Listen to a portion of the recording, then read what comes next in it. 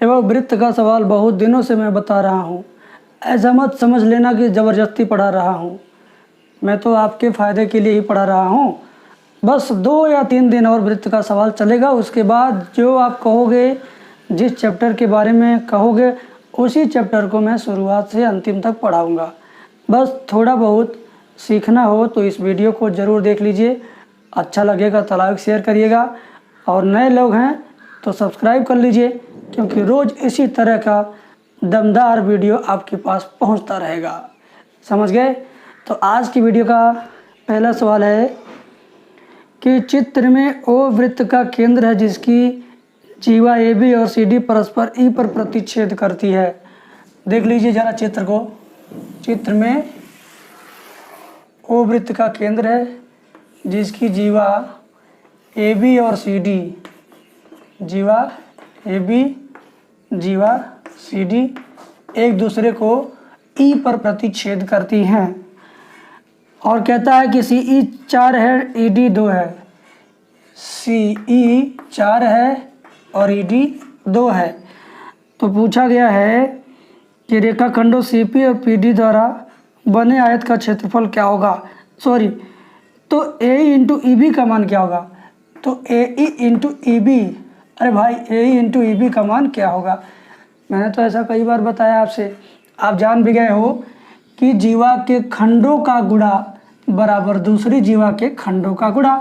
तो मान लीजिए जीवा ए बी का खंड कौन है, ए ई इंटू ई बी, ए ई इंटू ई बी। और इस जीवा सी डी का खंड कौन कौन है, सी ई इंटू ई डी। तो आप देख रहे हैं सी ई इंटू ई डी का मान 4 गुणे 2 हो गया, 4 दूनी 8 हो गया। इतना वर्ग सेंटीमीटर इसका आंसर हो गया। क्या था इसमें, कुछ नहीं था, बस डरने वाले डर जाते हैं और करने वाले कर जाते हैं। तो डरना मना है बेटा। आप जब सीख ही रहे हो वृत्त वगैरह, तो इतना दिल से सीख लो कि वृत्त का सवाल कभी भी आए तो दिल में एक अंदर से हलचल जैसी हो जाए कि इसको तो मैं कर लूँगा। यदि आप चाहते हो कि इसी तरीके की वीडियो पा करके पूरा पॉलिटेक्निक एंट्रेंस एग्जाम क्वालिफाई करना, एक अच्छा कॉलेज पाना, अच्छा रैंक पाना, तो आप किसी भी यूट्यूब चैनल पर जाओगे तो कोई भी यूट्यूब वाला आपको पूरा सिलेबस नहीं पढ़ाएगा, सीरियल वाइज नहीं पढ़ाएगा, एक किनारे से ए टू जेड नहीं पढ़ाएगा। लोग बीच बीच में सिर्फ वीडियो डालते हैं चैनल पर और वैसा ही आपको मिल जाता है, जिससे आपकी पूरी तैयारी नहीं हो पाती है। यदि आपको चाहिए 50 चैप्टर, इस तरीके से 50 चैप्टर कंप्लीट मैथ चाहिए, 24 चैप्टर फिजिक्स चाहिए और 24 चैप्टर केमिस्ट्री चाहिए, और साथ में 2300 क्वेश्चन का पीडीएफ क्वेश्चन चाहिए। पीडीएफ क्वेश्चन भी रहेगा और उसका सॉल्यूशन भी रहेगा।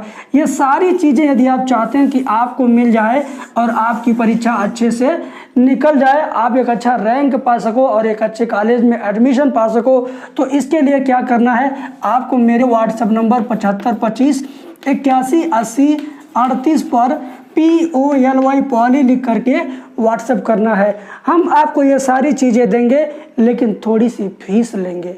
आप अगर इतनी चीज़ें मार्केट में जाकर पढ़ेंगे, किसी कोचिंग सेंटर पर, किसी शहर में या कहीं भी गांव में, तो कोई आपसे 5000 लेगा इतना सारा चीज़ पढ़ाने का, कोई आपसे 4000 रुपये लेगा, कोई आपसे 3000 रुपये लेगा, कोई आपसे 2000 लेगा।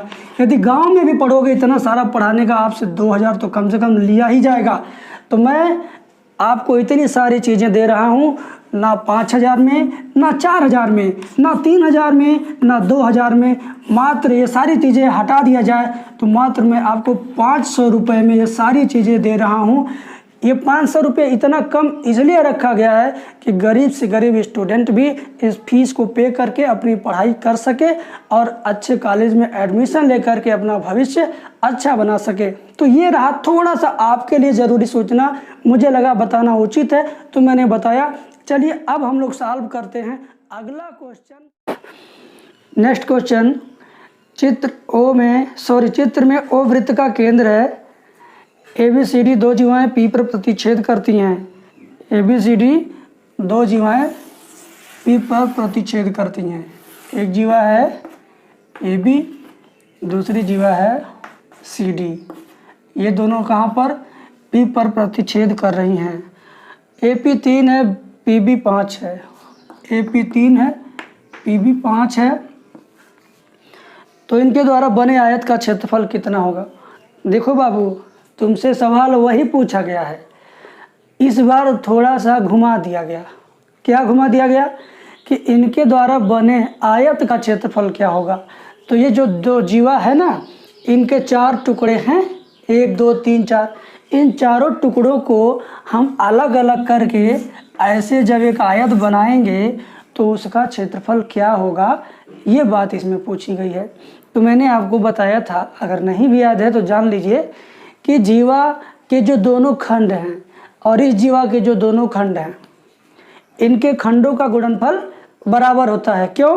क्योंकि ये इनके जो खंड हैं एक आयत बनाते हैं। क्या बनाते हैं? एक आयत बनाते हैं। तो इस नाते इसकी लंबाई गुणे इसकी चौड़ाई बराबर इसकी लंबाई गुणे इसकी चौड़ाई। तो लंबाई गुणे चौड़ाई क्या चीज़ है? ये तो आयत के क्षेत्रफल का सूत्र है ना। तो सीधे सीधे मान लीजिए कि इतना इंटू इतना करने पर जो आएगा वही आयत का क्षेत्रफल भी होगा। तो सीधे 5 तियाँ 15 वर्ग सेंटीमीटर, बस 5 तियाँ 15 वर्ग सेंटीमीटर।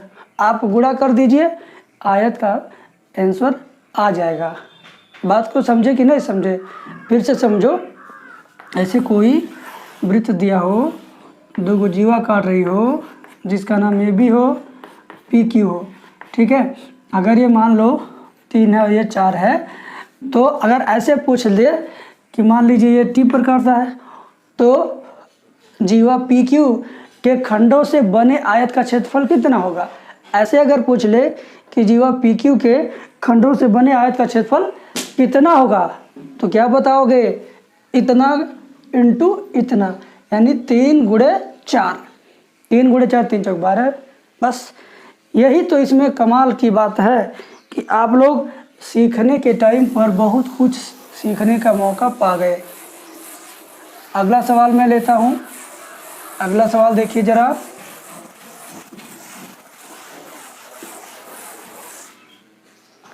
अगला सवाल 3 नंबर सवाल आज की वीडियो का।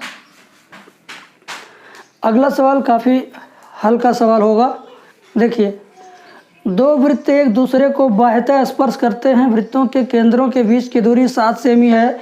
एक वृत्त 2.5 सेमी, तो दूसरे वृत्त की त्रिज्या की माप कितनी होगी। 2 ऐसे वृत्त हैं जो दोनों एक दूसरे को बाहर छू देते हैं, मतलब स्पर्श कर देते हैं, और उनके केंद्रों के बीच की दूरी 7 सेंटीमीटर है। एक वृत्त की त्रिज्या 2.5, तो दूसरे वृत्त की कितना, ये आपको बताना है। तो मान लीजिए हमारा एक वृत्त यहाँ है और एक वृत्त और ऐसा इसके बगल में हम बनाएं कि दोनों वृत्त एक दूसरे को किस करते हुए नजर आए। किस कैसे होता है? बस होठ से होठ सट जाता है, बस इतना ही ना। तो ये जो दूसरा वृत्त है इसको केवल किस करता हुआ चला जाएगा, ठीक है ना बेटा। तो दोनों का मुंह एक दूसरे में क्या हुआ, चिपक गया, और इनका केंद्र यहाँ, इनका केंद्र यहाँ, दोनों को हम मिला देंगे तो यहाँ का कनेक्शन यहाँ तक पहुँच गया। इसका केंद्र O मान लीजिए, इसका केंद्र O डैश मान लीजिए। दोनों एक दूसरे को जहाँ पर किस करते हुए नज़र आ रहे हैं यहाँ पर T मान लीजिए। वैसे किस करने वाली बात मुझे कहना नहीं चाहिए, लेकिन मैं समझाने के तौर पे कह रहा हूँ। आप थोड़ा अपने आप को सयाना समझते हुए इस बात को एक्सेप्ट कीजिए। OT कितना है, O डैश T कितना है। तो सवाल में दिया है कि एक वृत्त की त्रिज्या कितना है, 2.5 सेंटीमीटर। तो हाई भाई बड़ा दिख रहा, हाई छोटा दिख रहा। तो छोटा वाला मान लो पूरा 2.5 है, और यहाँ से यहाँ तक दोनों के केंद्रों के बीच की दूरी पूरा है 7 है। कितना है? 7 है। तो पूरे 7 में से 2.5 निकल जाएगा, तो कितना बचेगा? 4.5। कितना बचेगा? 4.5। तो 7 में से 2.5 घटा दो तो इधर वाला आएगा 4.5 सेंटीमीटर। तो दूसरे वृत्त की त्रिज्या कितनी हो गई? 4.5 सेंटीमीटर। बात समझ में आ गई? क्लियर है? कोई परेशानी नहीं ना? चलिए, अच्छी बात है। अगर समझ गए तो बहुत अच्छी बात है। मैं आपके लिए एक होमवर्क वाला सवाल इसी तरीके का देता हूँ, ज़रा उसको करिएगा। 2 वृत्त हैं, दोनों एक दूसरे को बाहर छू देते हैं। दोनों के केंद्रों के बीच की दूरी टोटल कितना है? 8 सेंटीमीटर है। छोटे वृत्त की त्रिज्या 3 सेंटीमीटर है।